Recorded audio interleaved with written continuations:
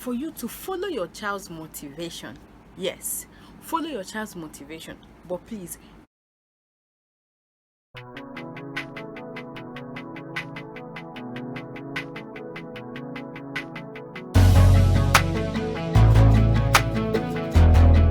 hi guys, welcome back to my YouTube channel. Woo, I'm happy to have you. Please, thank you for stopping by to watch my video. If you have not subscribed to my channel, what are you waiting for now? Should I need that subscribe? Just click on that button. It doesn't take anything to subscribe. Nothing, my sister, nothing, my brother, nothing. To just click it. Just help this channel to grow now.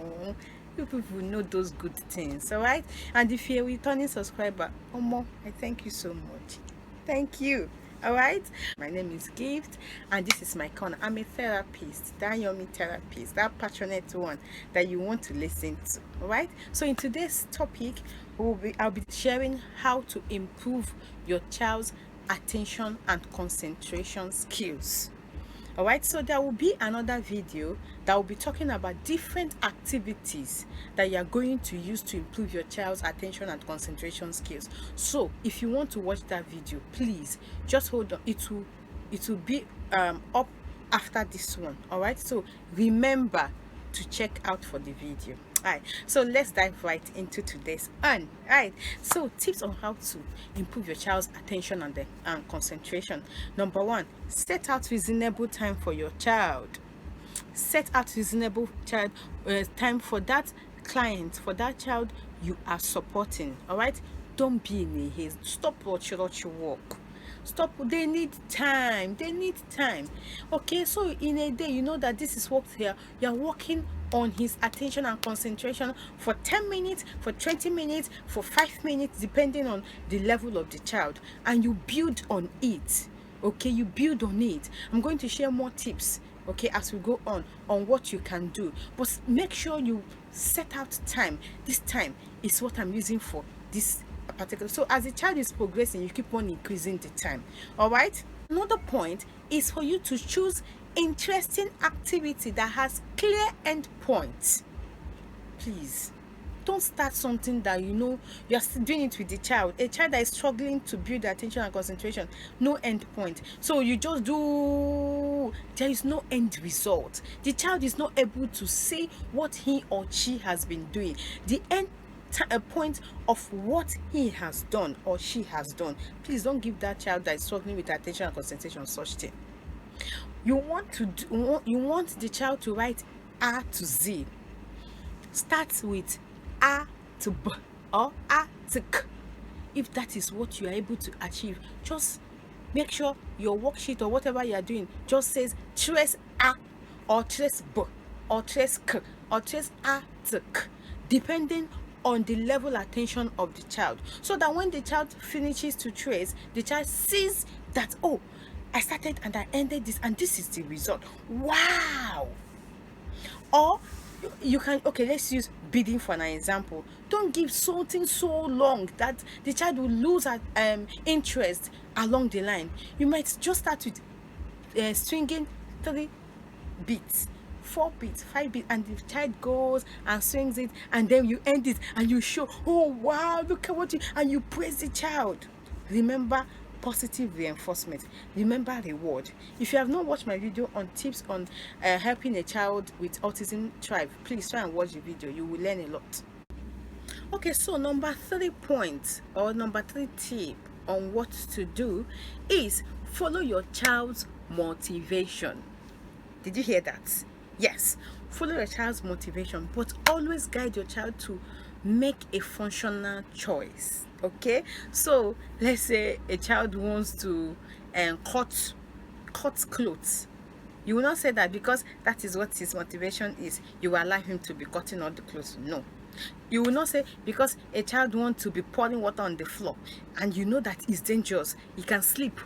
Okay, and you say that's what his motivation. No, you can guide him to make functional choices. Okay, so you want to pour water, get a bucket now, get a bottle, or let's transfer water. You guide him so that whatever choice he's making is functional.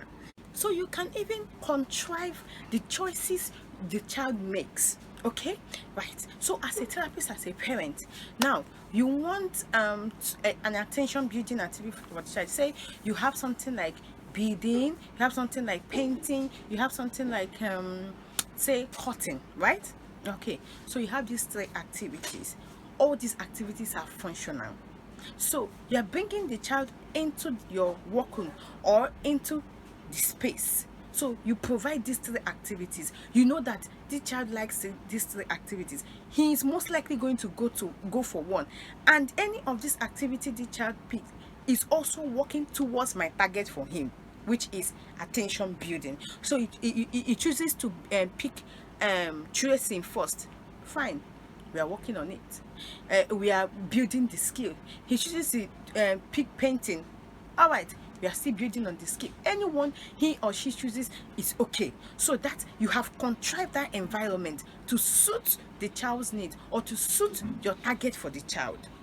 Do you understand? Another point that should be the number 4 now is please give clear and simple instruction. A child that is struggling with concentration and attention, you don't need too many instructions. You are going to lose that child, okay? Because the child will try to, which one should I do? Which one is she saying? You want to say stand up, pick up your pencil, put it in your bag, carry your bag, go and keep. No, the child can actually do those things if you can break them bit by bit, okay, depending on the level of the child. All right, the child is okay on 1-step instruction level, 2-step instruction level, 3-step instruction. 1-step instruction means like stand up. The child stands up. That is 1 step. You move on to the next. Pick up the pencil. The child picks the pencil. Okay, move on to the next. Put it in your bag. Okay, so the child is able to complete, but you have broken it step by step. Clear. Don't use ambiguous words. Don't use big grammar. No, make it simple and clear for a better understanding. In a case whereby the child is struggling to understand, please support it with pictures or gestures. Okay, you can support with pictures, that's visual support, or you can use hand prompts. Stand up. Okay, pick it, pick. So the child will follow your hand to do the whatever you want. So that sounds as a prompter, right? Another one is model the task for the child. You want this child to sit down. You say sit down. Show him or her how you want him to sit. So you should sit and let the child look at you do it, and then encourage the child to imitate what you have done. You can't be shouting sit down, sit down. The child you are saying sit down to it does not understand what you are saying, but you are shouting sit down, sit down. You will end up losing the child. So model. You want the child to trace. Show that child. If the child does not understand, show the child what you want the child to do. So model means show. First be the one to do it, and then encourage the child to do it. Sometimes when you show them, they know already, they'll carry on. So even when you finish showing, you need to also prompt, have a physical prompt, maybe hand over hand prompt for the child to do it. All are modeling. Another point is for you to prepare your child for transitioning. All right, so don't just throw them into change. No, it throws them off balance, especially that child that is still learning to cope, or that child that struggles with attention and concentration, and you just threw him into something. No, you are going to lose the child's attention. The child is going to come up with different behavior. Okay, so you prepare them for transitioning. When you finish this is what you are going to do. So you have started to, in fact, let's say the child is coming to you in the classroom. So you have, when the child comes in, the child sets his or her daily schedule. That is visual support. All right, so I'm going to do another video on visual support so that I can elaborate and expand on it. So visual support, the child sets his daily schedule. Okay, the first I'm doing math, after math is literacy, after literacy is social studies, after social studies. So you have lined, the child has built his or her daily schedule and then put it aside. Okay, and then he starts to do them one after the other. Each one he does, he takes it off and move on to the next. Okay, so it helps that child it helps to prepare the child's mind. So it will help the child to retain attention in whatever they're doing. And don't give them too very long activity. Give it bit by bit. Break it down for the child. All right, so break it. It's okay, you are doing numbers today. What you are doing is 1 and 2, so the child know that it's 1 and 2. It's if in fact not only for children, so even for adults. Okay, so when you know what you are doing, and to the extent you are doing it, you are able to manage your attention and concentration within it. Okay, but when you don't even know, you know you are just in there, like, you don't know what you are doing, you don't know how long it's going to take. You are talking, you are doing numbers, you don't know how long it's, you can easily lose attention. So the next one is build a planned break in between tasks. That's what I'm saying. Don't give too long tasks. No, they don't allow them to sit down for no, you will lose them. Okay, so plan break. You don't just give break. Plan it into that morning when the child, plan the breaks with him as he's building up his daily schedule. So maybe he does math, he does literacy, and then he has a short break. The short break might be playing with a favorite toy, reading a favorite book, taking a walk, maybe taking a walk for 10 seconds, 20 seconds. You understand? You just have that plan break, or coloring, or whatever it is that the child like doing. So you plan this, then he does another two, there is a plan break, that is how you build. So the child is looking forward, okay, when I'm done with this one, I'm going to have my break. So that will also help to retain the child's attention. Okay, set a timer. A timer also helps to alert the child. So you give a child, let's say you give a child a coloring worksheet, and you set a timer. Let's say Tunde, you have 20 minutes, you have 10 minutes, you have 5 minutes to do this work. I'm setting a timer. You put the timer for the child. Okay, so you set a timer. If the child already understands time telling, so you can use a clock or a watch. If not, there is this timer also that has a color code. You understand? The color code will help the child to understand from what time to what time. All right, you can allow the child to observe things happening in the environment. Okay, you can observe nature.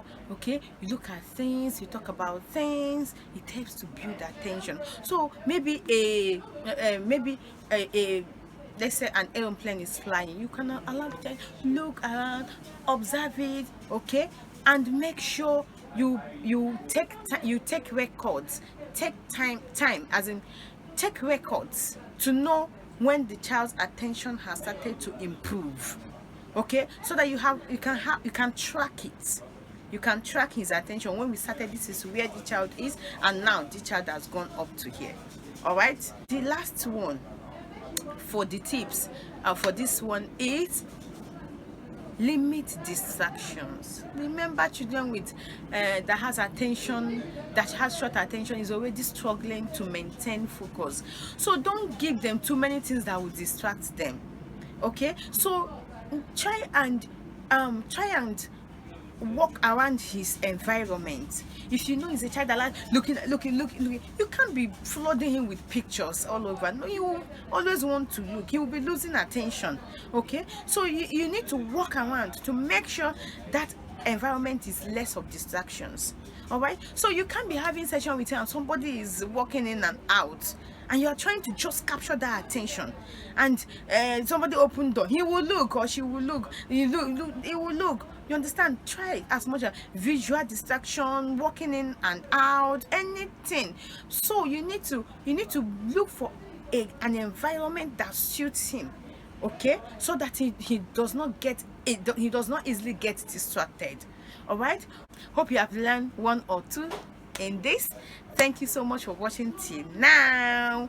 Thank you, I really appreciate it. Please remember to subscribe to my channel, please, and turn on your notification button so you don't get to miss any of my video. So remember, in this next video I'll be sharing activities that you can use to build a child's attention and concentration skill. Okay, please like, share, drop comment for me, ask me questions. All right, and I will try as much as possible to answer you. Till I see you again, that's for you. Bye.